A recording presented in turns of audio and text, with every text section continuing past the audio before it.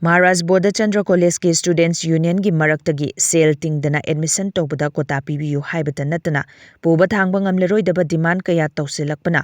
oja sing resign toubagi khongpham ama lakle haina Maharaja Budhachandra College Teachers Association MBCTA gi maikeidagi phongdorakli ngasi MB College Imphal gi IQAC room da pangthokiba pawgi mifam amada wafam asi phongdokibani MB College Teachers Association gi President Dr. TH Robenna phongdorakpada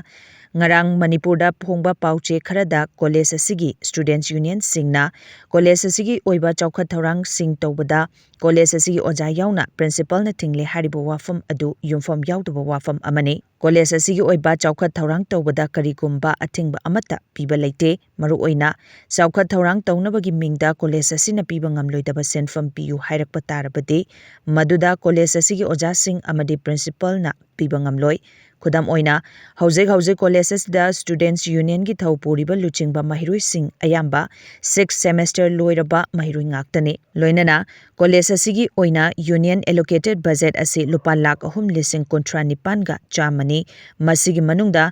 union asina external study tour chatnaba lupa lakh 2,60 gi budget thajilakhe masida natana internal study tour gi amuk lupa lakh 1,40 gi budget thajilakpa amadi college asigi toilet repairing togi haiduna lupa lakh 3 gi budget amasu thajilakhe masida natana tongan ba college asina puba thangba ngamlaroidaba budget kaya thajilaktuna oja sing amadi principal da puba ngamlaroidaba potlum ama pibata natana college asigi mingcha thihanaba thabak thoram kaya ama tawrakpa haibasi akanba mongda condemn tawi amadi makhatana asigumlaba ka henba demand sing asi amuk hanna tawrakpa tarabadi college asigi oja sing amadi principal yauna resign tongnaba sem saba lori hainasu phongdokhe angangi budget ki shed union budget hetala chi only 3,30,000 khatene sinamai portfolio tara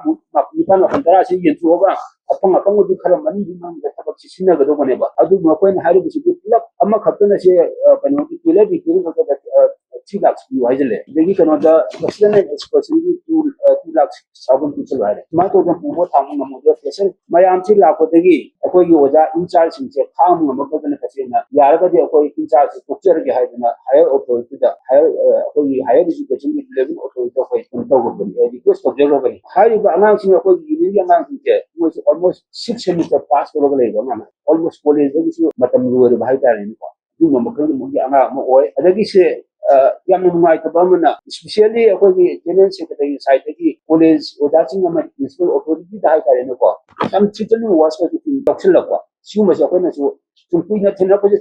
si amute thena ra ko mi ko khang ga dem wa ba si mayam si na pula ga ni sai akoi akoi in charge ko ko si na doctor gi college administration ko yogi ro ga hai man sum chakar ko si gi akoi gi odaching ma ka pin da su wa kala ko gi yar ga di akoi si bu discrimination no na ga chap ko para ga ka ni khana ko yaure ha ko man di mukun ga no si khang ma do war ko du ga bari hai ni akoi na ko ni ga ba su chang la ko ari gi Panggal pudo puso yata ba di kemain kau kau simpan apa nu ya karena ni semana tiga apa mbak pun nak yawi kudu kudu betul nak mengajar ke sekolah semana aku nak si sinau si desi yang si yang kami ni bagi angang sina biasa kerap pudo kita tu maju boleh si yang pun nak tanya apa boleh si kesintuk pun tak apa ngapain ni hai na sinau si makan tak manipulasi program yang yo hom dina ba aku boleh si wajah si mesti staff si kerap jadi kami ni